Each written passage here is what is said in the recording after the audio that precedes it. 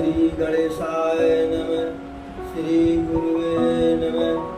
श्री गौरीपतये नमः। श्री परमात्मने नमः। गजाननं भूतगणाधिसेवितं कपिध्वजम्बूफलचारुभक्षणम् उमासुतं शोकविनाशकारकं नमामि विघ्नेश्वरपादपङ्कजम्। नमामि विघ्नेश्वरपादपङ्कजम्। मोसम दीनहित तुम समान रघुवीर अस विचारि रघुवंश मणि हरहु विषम भवभीर। कामिह नारि प्यारि जिमि और लोभी है प्रिय जिमि नाम। तिमि रघुनाथ निरंतर प्रिय लागहु मोहि नाम। दीन दयाल विरद सम भारी हरहु नाथ मम संकट वारी। मंगल भवन मंगल हारी द्रवहु सुदशरथ अजिर बिहारी। जाके सुमिरन तेरि गुणासा नाम शत्रुघ्न वेद प्रकाशा। विश्वभरन पोषण कर जोई ताकर नाम भरत यश होई। लोकाभिरामं रणरंगधीरं राजीव नेत्रं रघुवंशनाथं। कारुण्यरूपं करुणाकरन्तं श्रीरामचन्द्रं शरणं प्रपद्ये। श्रीरामचन्द्रं शरणं प्रपद्ये। नीलाम्बुजश्यामलकोमलाङ्गं सीतासमारोपितवामभागम्। पाणौ महासायकचारुचापं नमामि रामं रघुवंशनाथं।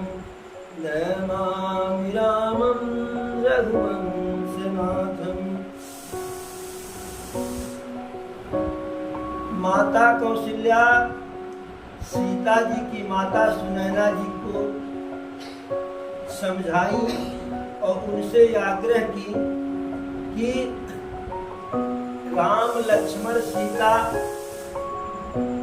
वन में है तो उसका हमें कोई विशेष दिक्कत नहीं है, कोई विशेष तकलीफ नहीं है, क्योंकि राम लक्ष्मण सीता का वन में जाना उसका परिणाम उचित ही होगा, अच्छा ही होगा। लेकिन हमें जो कुछ भी चिंता है वह चिंता भरत की है। कहीं ऐसा न हो कि मेरा भरत राम से विमुख होकर कहीं उसके प्राणों पर न आ बने, अर्थात राम के वियोग में कहीं भरत अपना प्राण न दे दे। इसलिए हे महारानी, आपसे विनम्र निवेदन है, जब आपको अवसर मिले तो महाराज जनक जी से कहिएगा कि कुछ ऐसा करें, यदि राम अयोध्या को वापस नहीं होते हैं तो लक्ष्मण की जगह पर भरत वन में हो जाएं और लक्ष्मण शत्रुघ्न वापस हो जाएं, जिससे राम के सानिध्य में रहने से भरत का कल्याण ही कल्याण होगा और भरत का जो भी दुख है, जो भी चिंता है, जो भी आत्मग्लानि है, सब समाप्त हो जाएगा। तो सुनैना जी जब कौशल्या आदि प्रभु की माताओं से मिल करके, सीता जी से मिल करके जनक जी भी मिलने आए तो वह भी अपनी बिटिया से मिले और सीता को वनवासिनी के वेश में देख करके जनक जी को बहुत ही पीड़ा हुई, बहुत ही ग्लानि हुआ, बहुत ही तकलीफ हुई। फिर भी विधि का विधान मान करके लोग वहां से विदा होकर के अपने डेरा में आए, जहां जनक जी का पूरा समाज रुका हुआ था। तो जनक जी को अवसर पा करके सुनैना जी जनक जी से माता कौशल्या की विनती को कहने लगी। जनक जी कहे, बात तो सब ठीक है, लेकिन जहां तक हम भरत को जानते हैं, भरत राम के आज्ञा की अवहेलना नहीं कर सकता है। जो राम कहेंगे भरत वही कार्य करेंगे। भोरे भरत न पेली मन सहु राम रजाय, करियन सोचु स्नेह बस, और कहे भूप बिलखाय। भोरे भरत न पेली मन सहु राम रजाय, करियन सोच स्नेह बस, कहे भूप बिलखाय। जनक जी बिहस करके माता सुनैना से कहते हैं कि गदगद होकर के कहते हैं कि जैसे ही रात्रि बीतेगी और सुबह राम जी जो आदेश भरत जी को देंगे या भरत जी से जो बात कहेंगे, भरत न पेली है, यानी राम की बात को जो है भरत जी टालेंगे नहीं। मनसहु राम रजाए, सामने की बातें छोड़ दीजिए, मुख से ना करने की बात ही छोड़ दीजिए। राम के वचनों को जो है भरत जी अपने मन में भी नहीं बैठेंगे। क्या बतावें, मना तनाई का हाथ में लेकिन बड़ा भाई, ऐसी भी बात नहीं होगी। मन में भी जो है, मन से भी राम की आज्ञा का अवहेलना नहीं करेंगे, सामने की बात को छोड़ेंगे। करिए न सोच स्नेह बस, इसलिए हे रानी सुनैना, प्रेम बस चिंता मत करो। ऐसी बात जो है जनक जी सुनैना को समझाते हैं। राम भरत गुण गणत सप्रीति, निशि दंपति है पलक समबीति। राज समाज प्रात जुग जागे, नहाय नहाय सुर पूजन लागे। गे नहाय गुरु पहि रघुराई, बंदी चरण बोले उरुख पाई। नाथ भरत पुरु जन महतारी, और शोक विकल बन बास दुखारी। सहित समाज राव मिथिलेशु, बहुत दिवस भय सात कलेशु। उचित हो सो कीजे नाथा, और हित सब ही कर रौर यहाँ था। अस कही अति सकुच रघुराऊ, मुनि पुल के लखी सील सुहाऊ। तुम बिनु राम सकल सुख साजा, नरक सरिस दूराज समाजा। प्राण प्राण के जीव के, सुख के सुख तुम राम। तुम तजि तात सोहात गृह, और जिन्हि तिन्हि विधि बाम। प्राण प्राण के जीव के, जीव सुख के सुख राम। तुम तजि तात सोहात गृह, जिन्हि तिन्हि विधि बाम। अब ऐसी बात जो है जनक जी सुनैना जी से कहे, और कहे इस प्रकार से, राम भरत गुण गणत सप्रीति। निशि दंपति है पलक समबीति। राज समाज प्रात जुग जागे, नहाय नहाय सुर पूजन लागे। इधर जनक जी के समाज में रानी सुनैना और जनक जी जब रात में सोने के लिए गए तो दोनों पति पत्नी यानी महाराज और महारानी जी राम और भरत के गुण और दोनों का एक दूसरे के प्रति जो प्रेम है उसकी सराहना करते हुए, उसका वर्णन करते हुए निशि दंपति हैं पलक सम बीती। पूरी रात्रि कैसे बीत गई जागे जागे, जैसे एक पलक का समय। एक पलक का समय वो होता है कि जितने देर में हमारी पलक झपकती है फिर जो है खड़ी हो जाती है, उतने लगा कि इतने ही समय में जो है सारी रात बीत गई। अर्थात प्रभु का और भरत जी के गुण का वर्णन करते करते जो है कर खूब किए, लेकिन वर्णन कर नहीं पाए। दोनों भाइयों का आपस में जो प्रेम है उसका भी वर्णन नहीं कर पाए। खूब किए लेकिन फिर भी बाकी रह गया। और सुबह हो गया। दोनों राज समाज, जनक जी का और अयोध्या का, जब सुबह हुआ तो दोनों समाज मंदाकिनी नदी में राम घाट पर स्नान करके भरपूर स्नान किए, क्योंकि लग रहा था कि आज प्रभु जो है यहाँ से सबको विदा कर देंगे, अपने जाएं या न जाएं लेकिन हम लोगों को विदा कर देंगे। तो सब दोनों समाज के लोग स्नान कर करके सूर्य पूजन लगे, देवी देवताओं का पूजा करने लगे। अब देवी देवताओं का पूजा क्यों कर रहे थे? क्योंकि एक तो वशिष्ठ जी से उम्मीद था, तो वशिष्ठ जी ज्ञानी, विद्वान, नीतिवान, धर्मवान, प्रभु वन में आए हैं तो धर्म को मान करके आए हैं, नीति को मान करके आए हैं, पिता की आज्ञा से आए हैं।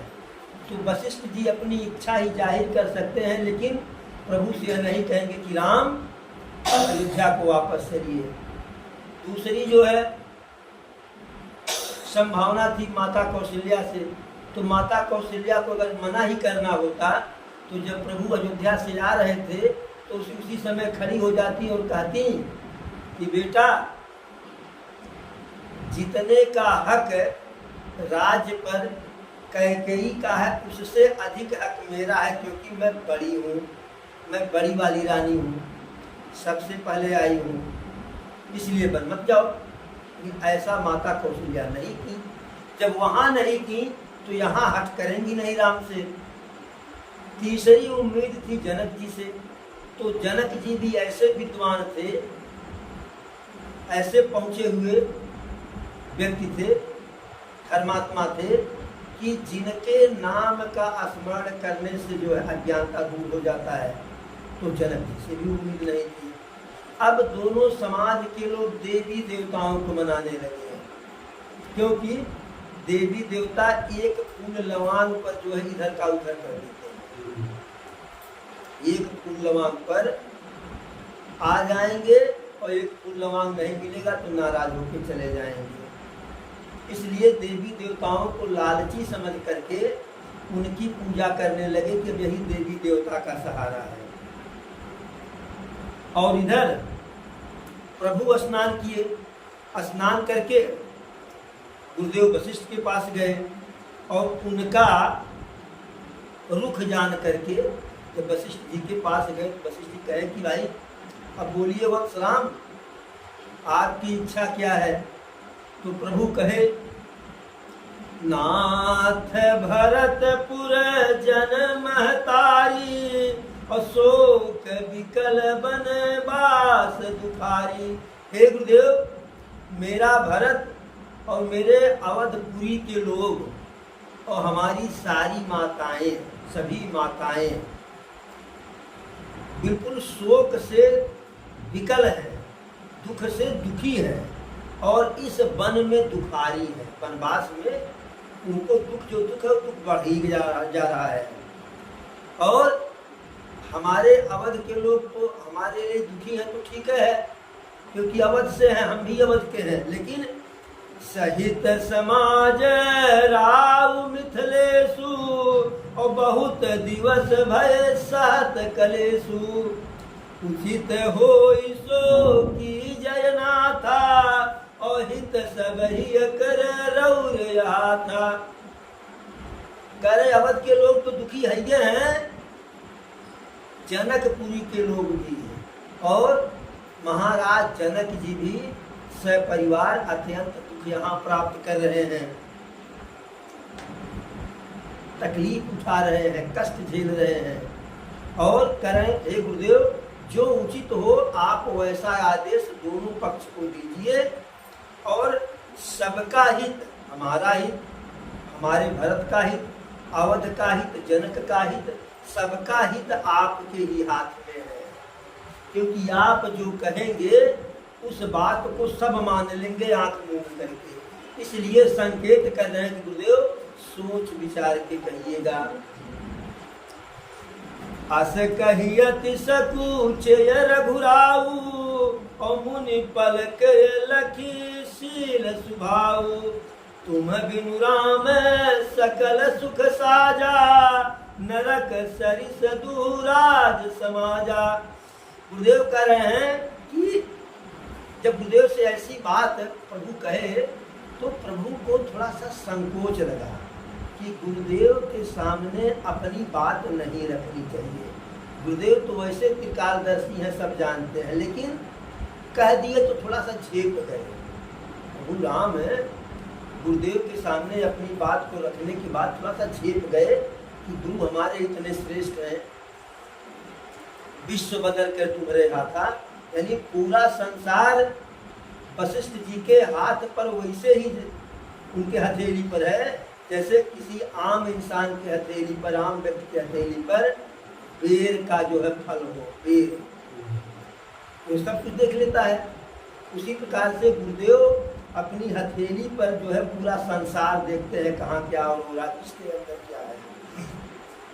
लेकिन प्रभु जब झेप गए तो वशिष्ठ जी जो है बहुत प्रसन्न हुए और भगवान राम के संकोचशील गुण का जो है कायल हो गए और कह रहे हैं कि हे वत्स राम, तुम्हारे बिना सारा सुख, सारा ऐश्वर्य दोनों राज समाज के लिए बिल्कुल नरक के समान है। यहाँ आप जो जिसको कह रहे हो कि दोनों समाज दुखी है, यह आप जो है सही से समझ नहीं पाए। दोनों समाज आपके ही पास सुखी है, यहाँ से जाने के बाद उनका दुख बढ़ जाएगा। आपसे विमुख जो है दोनों समाज के लिए यह जो है अयोध्या और जनकपुरी नरक के समान हो जाएगा। प्राण प्राण के जीव के जीव सुख के सुख राम, तुम तजितात सुहात गृह और जिन्हि तिन्हि विधिवाम। कह रहे हैं वशिष्ठ जी, हे वत्स राम, आप प्राणों के प्राण हैं। जैसे सबको अपना प्राण प्रिय होता है तो सबके प्राण को आप प्रिय हो, और जीव के जीव सुख के राम। इस संसार में जितने जीव हैं, चराचर हैं, सबके सुख के सुख आप हो, सुख में भी आप सुख हो। और आपके बिना घर उसी को अच्छा लगेगा कि जिसके विरुद्ध विधाता हो।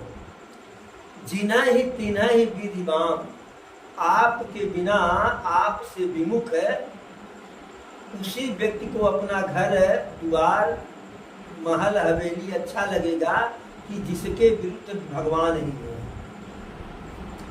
सो सुख काम सो सुख कर्म धर्म जर जाऊ, जहन राम पद पंकज भाऊ। जोग कुजोगु ज्ञानु अज्ञानु, जहन राम प्रेम परधानु। वशिष्ठ जी कहते हैं सो सुख कर्म धर्म जर जाऊ। अरे वत्स राम, वह सुख, सुंदर कर्म और सुंदर धर्म जानिए कि जल जाएगा, भस्म हो गया, उसका कोई अस्तित्व नहीं है। जहन राम पद पंकज भाऊ। कोई व्यक्ति चाहे कितना सुखी हो, चाहे कितना उत्तम कर्म वाला हो, चाहे कितना उत्तम धर्म वाला हो, तो न तो उसका सुख सुख है, न उसका कर्म कर्म है, और न तो उसका धर्म धर्म है, सब चल करके स्वाहा है। जहन राम पद पंकज भाव, जिसका मन तुम्हारे चरण कमलों में नहीं है, उसका सुख भी दुख है, उसका कर्म भी कुकर्म है, उसका धर्म भी अधर्म है। योग कुयोग ज्ञान अज्ञानू, बड़ा से बड़ा योगी जो है उसका योग अयोग्य हो जाएगा, ज्ञान अज्ञानता में बदल जाएगा। जह नहीं राम प्रेम प्रधानु, जिसके मन में तुम्हारे प्रति जो है श्रेष्ठ प्रेम नहीं होगा, वह ज्ञानी होकर के अज्ञानी हो जाएगा और जोगी होकर के भोगी हो जाएगा। तुम बिन दुखिय सुखिय तुम ते ही, और तुम जानहु जिय जो जिय के ही। राउर आयसु सिर सबहि के, विदित कृपाल ही गति सबहि के। कह रहे हैं वशिष्ठ जी, तुम बिन दुखी सुखी तुम ते ही। व्यक्ति कोई तुम्हारे बिना ही दुखी रहेगा और तुम ही से वह सुखी होगा, यानी तुम्हारे लिए ही दुख है और तुम ही से सुख है। तुम जाना हो जिय जो जी जही के ही, यानी आप तो सबके हृदय की, सबके दिल के, सबके मन की बात जानते हो। और राउर आयस सिर सबही, साधारण इंसान की बातें छोड़ दीजिए, देवी देवता भी आपके ही आदेश का पालन करते हैं। विदित कृपाल ही गति सबनी के। हे प्रभु, आपको तो सबकी गति जो है पता है कि कोई व्यक्ति क्यों इस प्रकार से करता है, कोई व्यक्ति जो कर्म करता है वह क्यों करता है, अर्थात अपने मन से नहीं करता है, आपकी इच्छा अनुसार ही कोई व्यक्ति अच्छा करता है या बुरा करता है। सबके करता धरता आप ही है। करहि करामहि भंजहि सोई, और उमा राम गति लखहि न कोई। आप आश्रम ही धार्य पाऊ, और भयहु स्नेह शिथिल मुनिराऊ। करि प्रणाम तब राम सिधाए, ऋषि धर धीर जनकपुर आए। प्रभु से वशिष्ठ जी कहते हैं कि अब आप धीरज धर करके अपने आश्रम को चलिए। तो जैसे ही कहे तैसे, ऐसा कहते हुए गुरुदेव का पूरा शरीर प्रेम से शिथिल हो गया, विह्वल हो गया, और प्रभु गुरुदेव को प्रणाम करके आश्रम की तरफ तेजी से निकले। सिधाए मैंने जल्दी से गए, क्योंकि गुरुदेव का आदेश है विलंब नहीं। और इधर गुरुदेव जो है वशिष्ठ जी जनक जी के पास आए। ऋषि धरि धीर जनक पहि जाए। राम बचन गुरु नृपहि सुनाए, शील स्नेह सुभाय सुहाए। महाराज अब की जय सोई, और सब कर धर्म सहित हित होई। वशिष्ठ जी जनक जी के पास आते हैं और राम की जो बात है कि जो राम कहे कि अब आप सबको आदेश दे दीजिए कि लोग यहाँ से जाएं, वन में सब दुखी हैं। तो यह जो है प्रभु की बात को वशिष्ठ जी आकर के जनक जी से कहे। और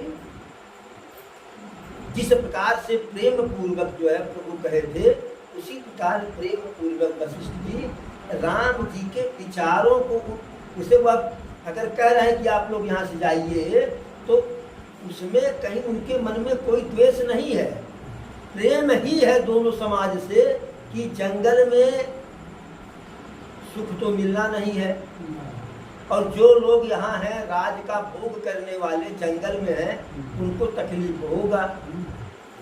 तो उस भाव से वशिष्ठ जी कहे और कहे कि हे महाराज, अब आप वही कीजिए, वही उपदेश दीजिए राम और भरत को कि सबकर धर्म सहित हित हो, सबका हित भी हो, कल्याण भी हो, और सबका धर्म बना रहे।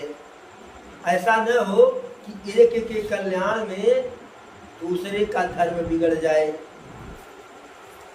ज्ञान निधान सुजान सुचि धर्म धीर नर पाल, तुम विनय समंजस समन और को समरथ यही काल।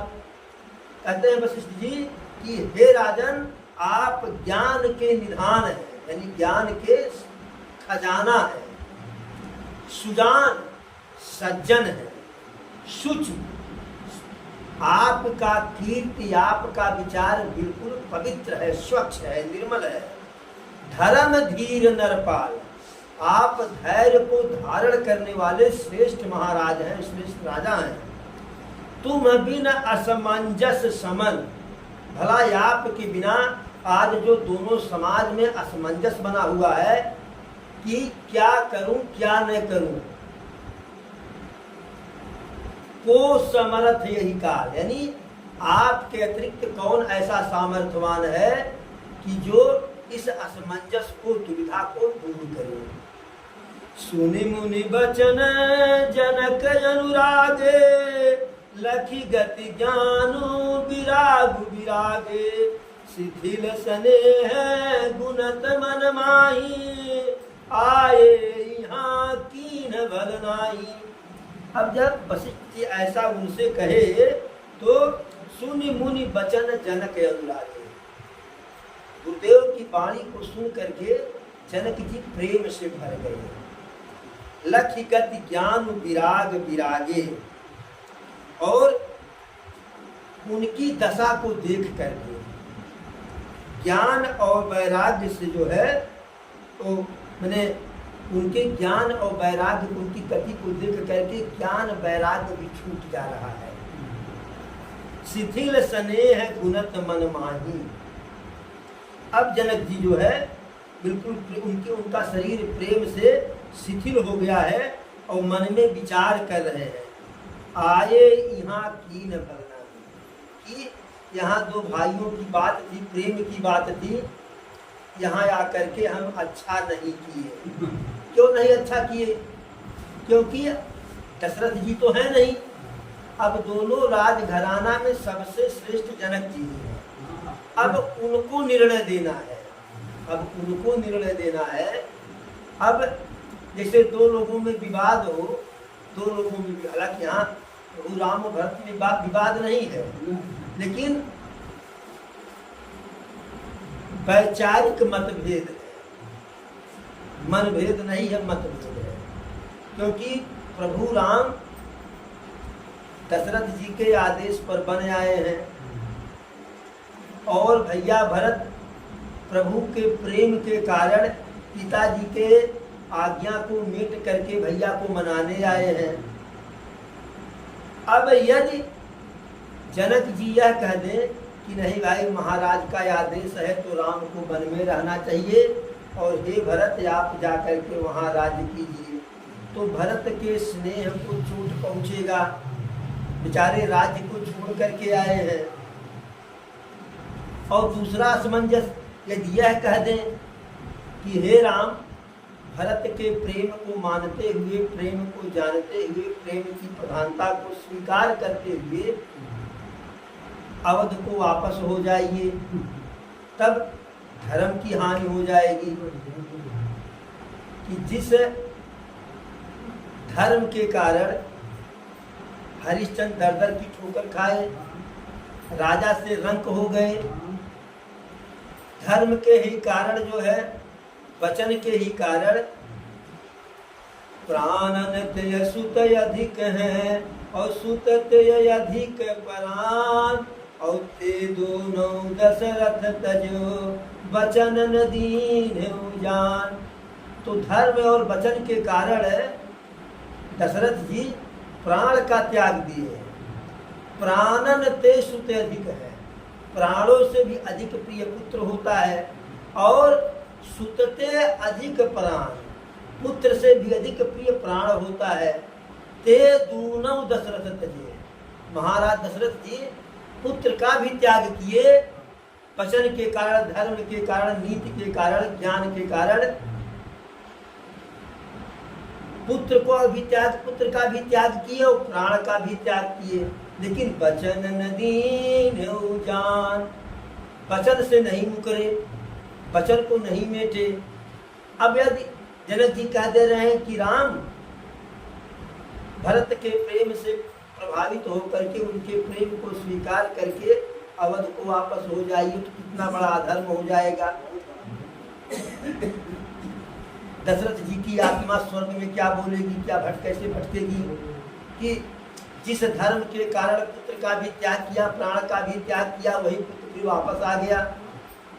कितना बड़ा कलंक लगेगा राम जी को। यही सोच करके जनक जी कहते हैं कि शिथिल स्नेह गुणत मन माही, आए यहाँ कीन बल नाही। अरे जो होता दोनों भाइयों में प्रेम प्रलाप तो होता, हमें नहीं आना चाहिए था। अब सबसे बड़े हैं हम ही से लोग जो है विचार पूछेंगे कि आपका क्या विचार, क्या राय है। राम ही राय कहु बन जाता, कीन आप राम ही राय कहु बन जाना, कीन आप प्रिय प्रेम प्रवाना। हम अब बनते बन ही पठाए, प्रमुदित फिर विवेक बढ़ाए। कह रहे हैं कि राम ही राय कहु बन जाना। यदि दशरथ जी राम को बन जाने के लिए कह दिए तो कीन है आप प्रिय प्रेम प्रवाना, कह तो दिए, लेकिन प्रभु राम के प्रति जो उनका प्रेम था उसको प्रमाणित कर गए। प्रमाणित करके समाज का उस पर मोहर लग गया कि राम से कितना अधिक प्रेम दशरथ जी को था, कि उनको कहे बन जाओ और उनके प्रेम में अपने स्वर्ग चले गए। लेकिन अब हमें क्या करना पड़ेगा, हम अब बनते बन ही पठाई, प्रमुदित फिर विवेक बढ़ाई। अब जिस वन में राम है उस वन से भी और आगे सघन वन में हमें राम को पहुंचाना है। राम को सघन वन में पहुंचा करके प्रमुदित फिर विवेक बढ़ाएंगे। कैसे प्रसन्न मन से हम वापस होंगे, लोग हमारे विवेक को क्या कहेंगे, हमारे विवेक की लोग कैसे बड़ाई करेंगे। कि एक तो दशरथ जी थे, राम के चलते प्राण त्याग दिए, और एक जनक जी हैं, राम को उस वन से और गंभीर वन में ढकेले आए। तापस मुनि महेश्वर सुन देखी, और भय प्रेम बस विकल विसेखी। समौ समुझ धरि धीरज राजा, और चले भरत पै सहित समाजा। अब जनक जी के इस दुश्वारी को, इस असमंजस को देख करके जो भी उनके साथ जनकपुर से ब्राह्मण आए थे, विप्र आए थे, वह भय प्रेम बस विकल विसे के। जनक जी का राम के प्रति जो प्रेम है उस प्रेम को देख करके विशेष प्रकार से व्याकुल हो गए। लेकिन जनक जी समय का विचार करते हुए कि आज जो समय है यह रोने का समय नहीं है, शोक करने का नहीं समय है, तो धीरज धर करके चले या भरत पहि सहित समाजा। जहाँ भरत जी हैं जिस डेरा में, उस डेरा में अपने पूरे समाज के साथ जो है भरत जी के पास गए। भरत आया गय भैली ने, अवसर सरिस सुआसन दीने।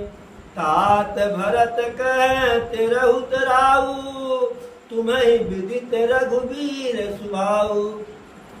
जब भरत जी देखे कि महाराज जनक जी आ रहे हैं तो अपने डेरा से आगे बढ़ करके जनक जी का स्वागत किए और साथ में लिवा गए और देश काल परिस्थिति के अनुसार बैठने के लिए आसन दिए।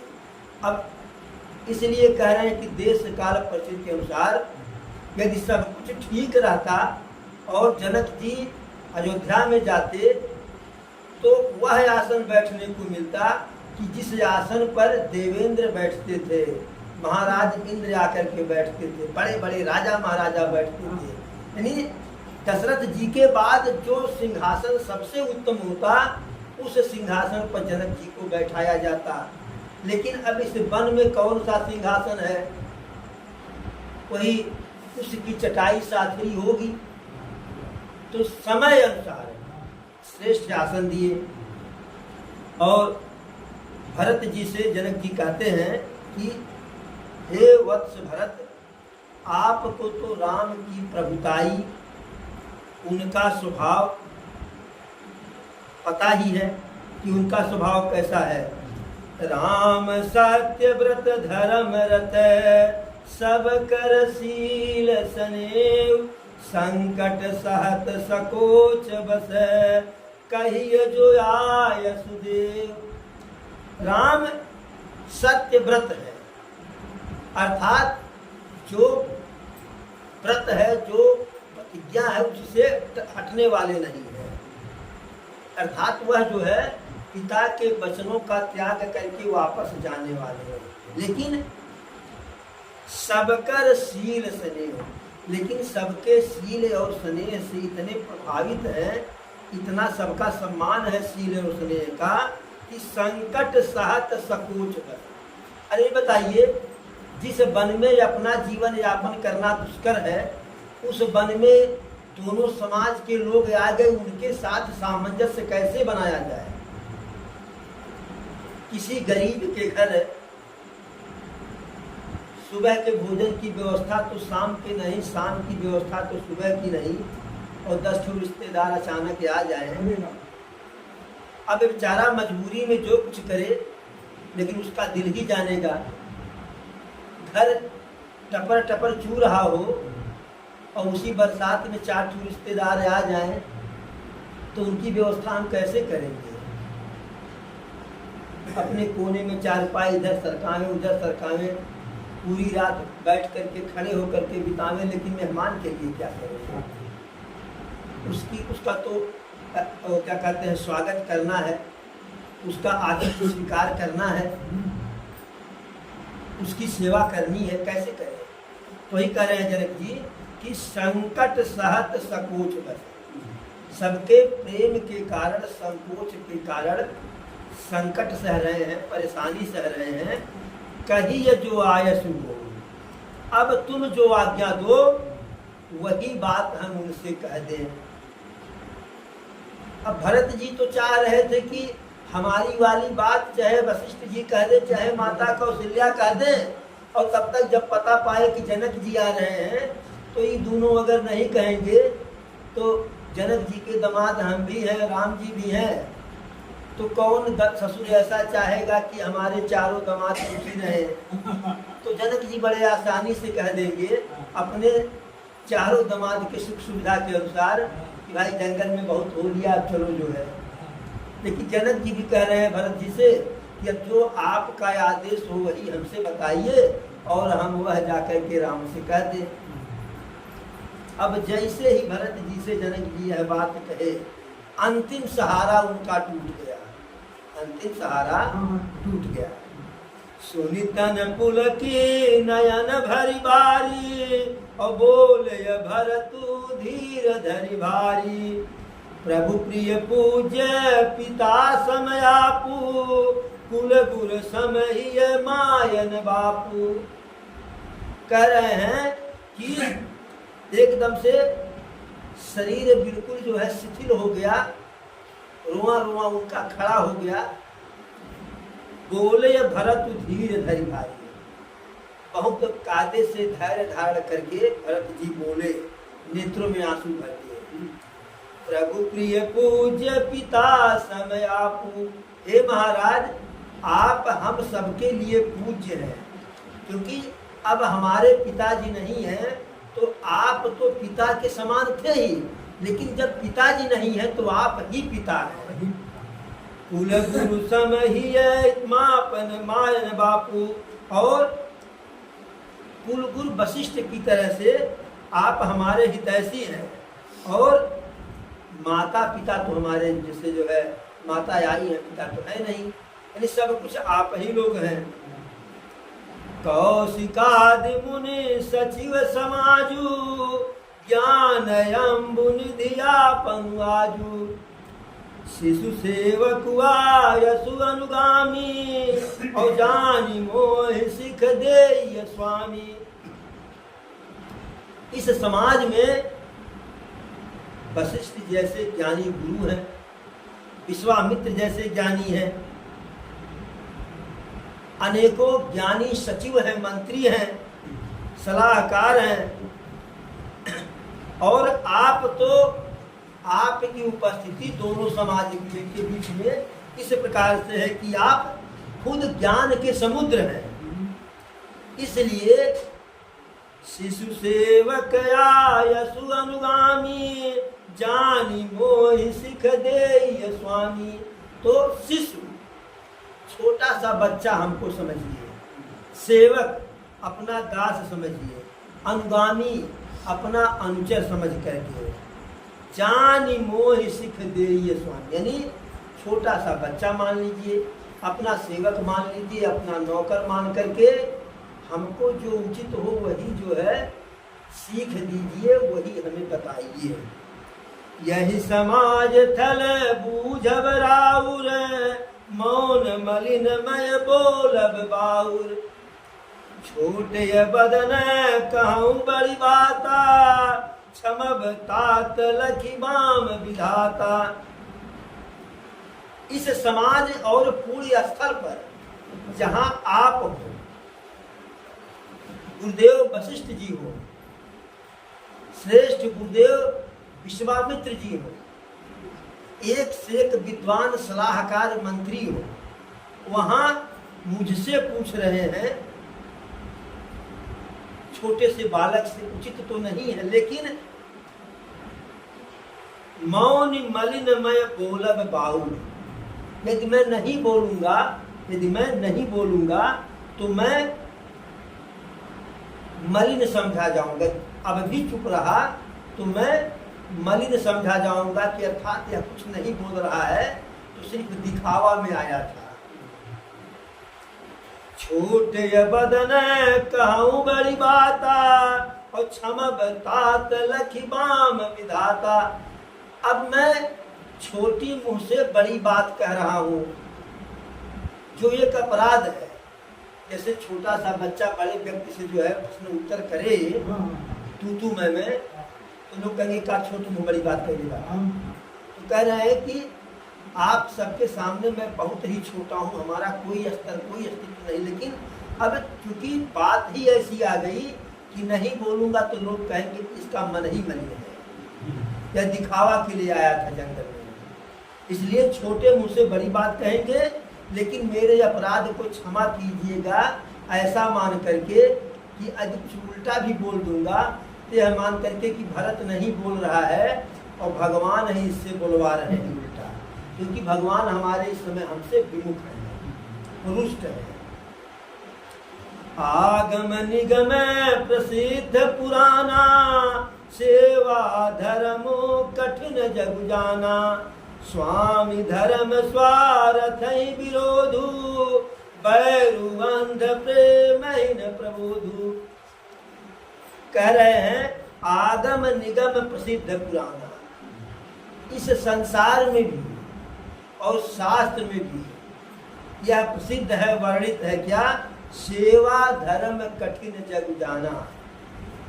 सेवक का धर्म सबसे कठिन होता है, यह पूरा संसार जानता है। स्वामी धर्म स्वार्थी है विरोधु। स्वामी के प्रति जो है चाहे धर्म का पालन किया जाए और चाहे स्वार्थ में स्वामी का विरोध किया जाए।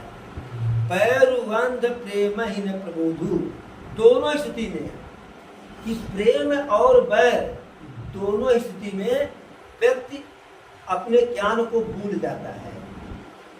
जब व्यक्ति प्रेम में बिल्कुल जो है पागल होता है तो भी क्या अच्छा है क्या बुरा है उसका जो है ध्यान उसे नहीं रहता है, और जब व्यक्ति स्वार्थ में लिप्त हो जाता है तो भी उसे क्या उचित है क्या अनुचित है उसे उसका ज्ञान नहीं रहता है। राखी राम रुख धर्म व्रतु, पराधीन मोहि जान, सबके सम्मत सर्वहित, करिय प्रेम पहचान। इसलिए मेरा मन मेरे बस में नहीं है। राखी राम रुख धर्म व्रत, प्रभु राम के रुख को जानते हुए और धर्म के अनुसार, पराधीन मोहि जान, मुझको प्रभु राम के अधीन जान करके, सबके सम्मत सर्वहित, करिय प्रेम पहचान, जिसमें सबका हित हो, जो सबकी सम्मति हो, जो सबकी राय हो, और सबका प्रेम पहचान करके जो उचित हो वही कीजिए। भरत वचन सुनी देखि सुभाऊ, सहित समाज सराहत राऊ, सुगम यगम मृदु मंजु कठोरे, अरथु अमित यति आखर थोरे। भरत जी के ऐसे विवेकपूर्ण बात को सुन करके, वचन को सुन करके, महाराज जनक जी के साथ साथ उनका पूरा समाज भरत जी के बुद्धि विवेक ज्ञान की सराहना करने लगी। सुगम यगम मृदु मंजु कठोरे, अरथु अमित यति आखर थोरे। अब भरत जी की बात जो है तो बहुत सुगम है, लेकिन उसको मानना उतना अगम है, कठिन है। मृदु है तो बहुत वाणी कोमल है तो बहुत सुंदर, लेकिन कठोरे, उस पर चलना जो है बहुत ही कठोर है।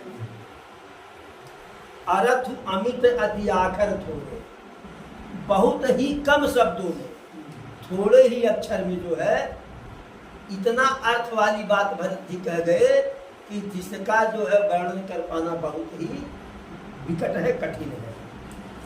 अरे ज्यों मुख मुकुर मुकुर निज पानी, गहिन जाई यस यद्भुत बानी, भूप भरत मुनि सहित समाजू, गे जह विबुध कुमुद दिवराजू। अब ज्यों मुख मुकुर मुकुर निज पानी, जैसे अपना मुख जो है दर्पण में दिखाई पड़ता है, मुख दर्पण में होता है और दर्पण अपने हाथ में होता है, हाथ में दर्पण और दर्पण में अपना चेहरा, लेकिन गहिन जाई यस अद्भुत बानी,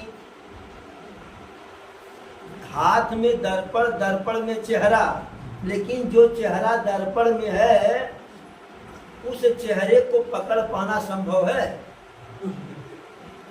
इस चेहरे को पकड़ेंगे तो दर्पण का चेहरा पकड़ा जाएगा, लेकिन दर्पण के चेहरे को पकड़िए तो न तो वह चेहरा पकड़ाएगा न यह चेहरा पकड़ाएगा।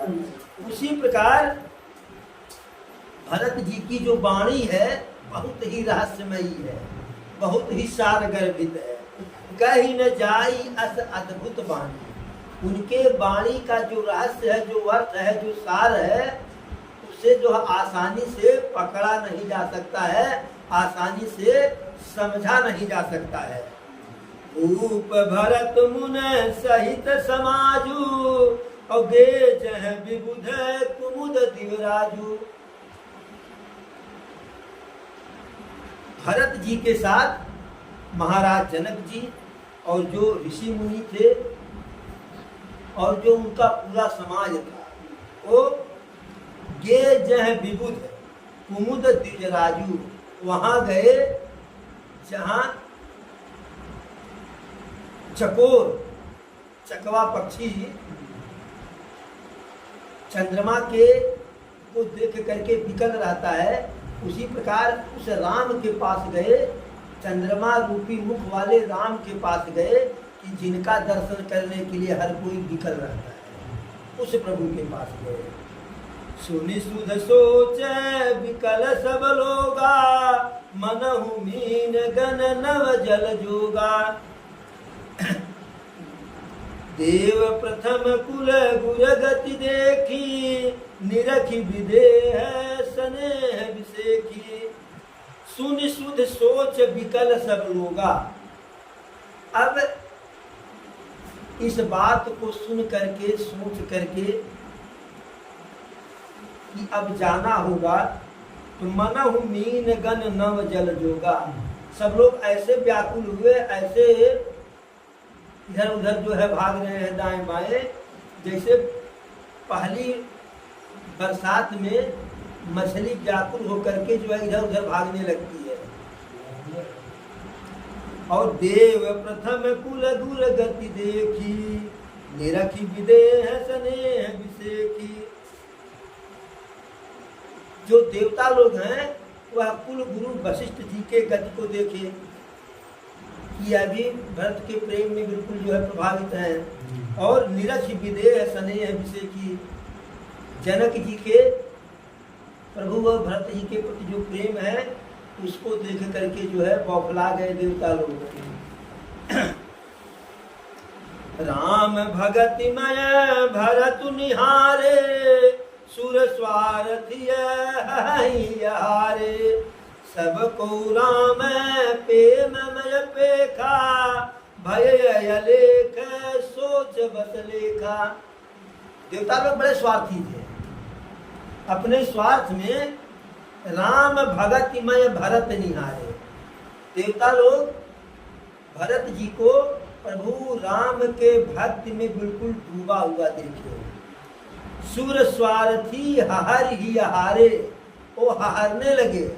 जैसे किसी का जो है बढ़िया चीज देख करके व्यक्ति हहारता है और उसका नुकसान ही हो जाता है, तो हहारे तो। लेकिन यहाँ भरत जी का प्रेम इतना अथाह है कि हारने से कोई प्रभाव नहीं पड़ेगा, नजर नहीं लगने वाला है।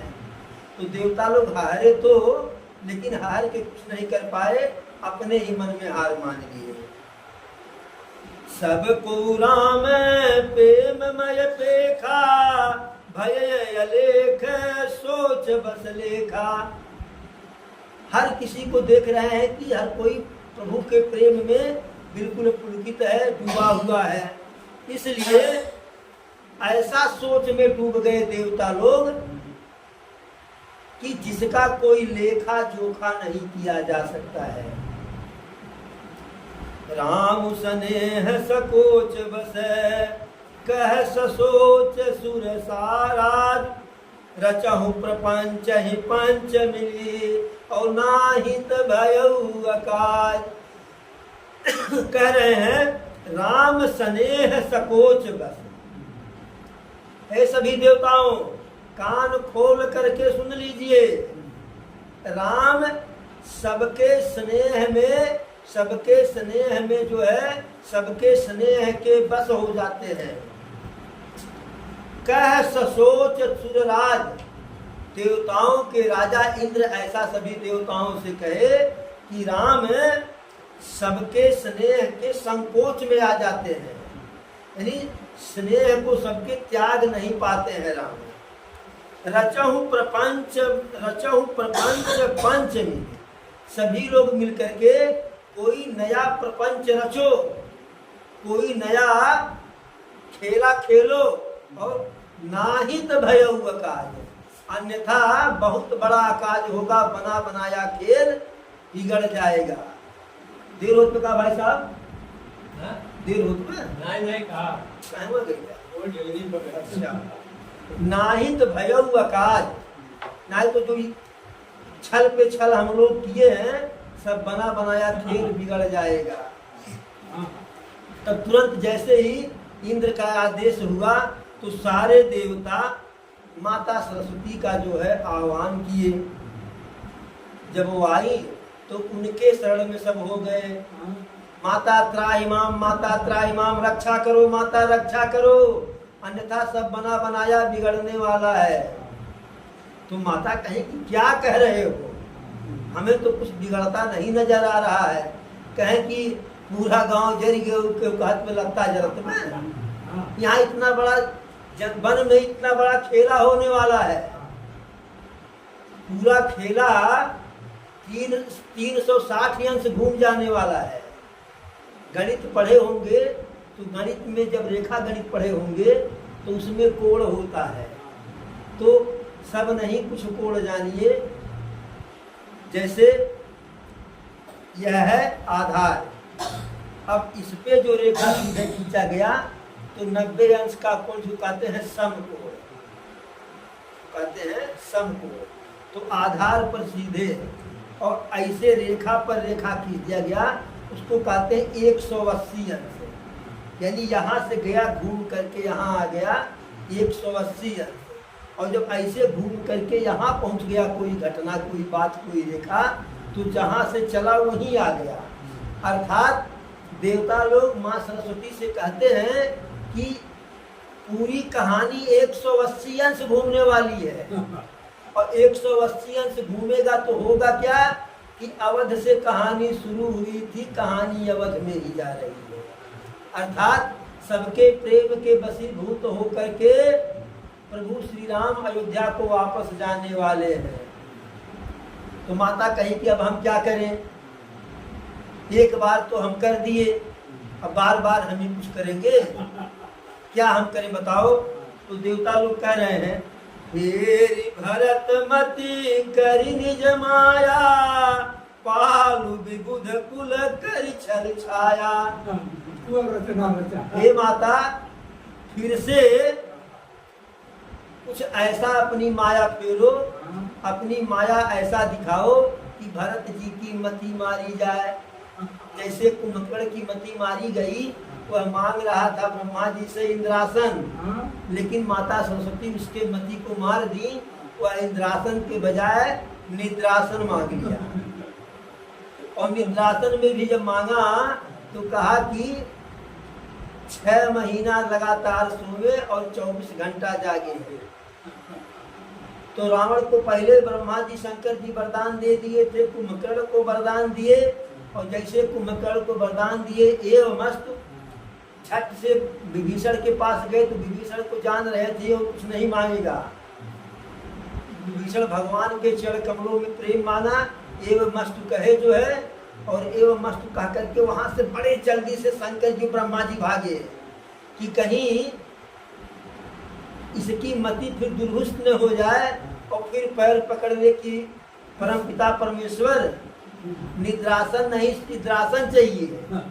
वहां से दोनों लोग भागे, ब्रह्मा और शंकर जी जो है, और जब दूर पहुंचे कि यहाँ नहीं आ पाएगा तो दूर दराज में जाकर के दोनों लोग डांस करने लगे। कहे तो शंकर जी कहे कि आप काहे नाच रहे हो, कहे कि आप काहे नाच रहे हो। शंकर जी कहे इसलिए हम नाच रहे हैं कि यह इसका जन्म तो आप दे दिए थे, वरदान भी दे दिए थे, लेकिन इसके मरण की कोई व्यवस्था नहीं थी, और आज के वरदान में ही इसके मरण की व्यवस्था हो गई, हम इसीलिए नाच रहे हैं, प्रसन्न हैं।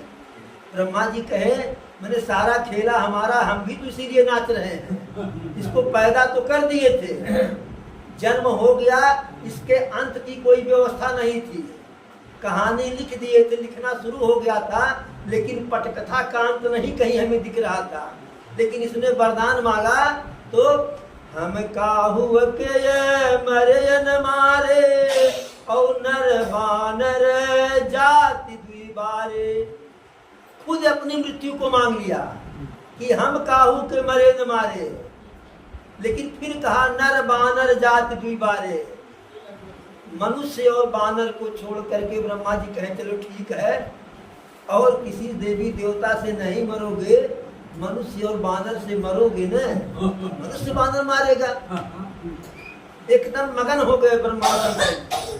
तो ऐसे माता सरस्वती जी से लोग कहे जो है तो कि कोई ऐसी माया फेरिए, पालु विबुध कुल करि छल छाया, और अपनी कोई छल और छाया करके माया करके देवताओं के कुल का जो है पालन पोषण करो माता, अन्यथा राम वापस आ जाएंगे तो रावण किसी एक को नहीं छोड़ेगा, सबको नौकर बना करके रखेगा।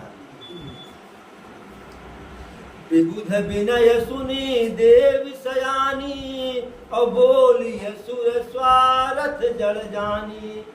मोसन कहूँ भरत मति फेरू, अलोचन सहज न सूझ सुमेरु।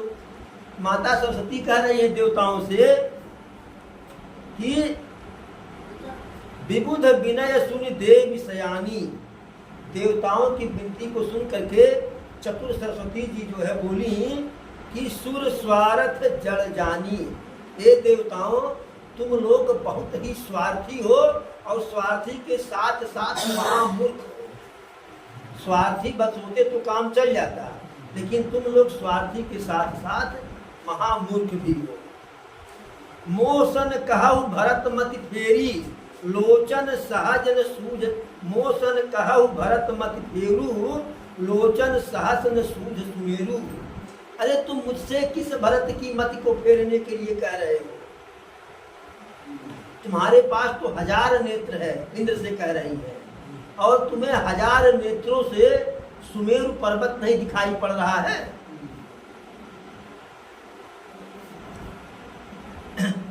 कह रही है कि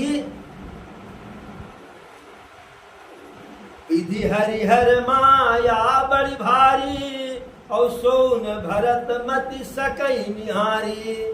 सोमति मोही कहत करु भोरी, चंदन कर की चंड कर चोरी।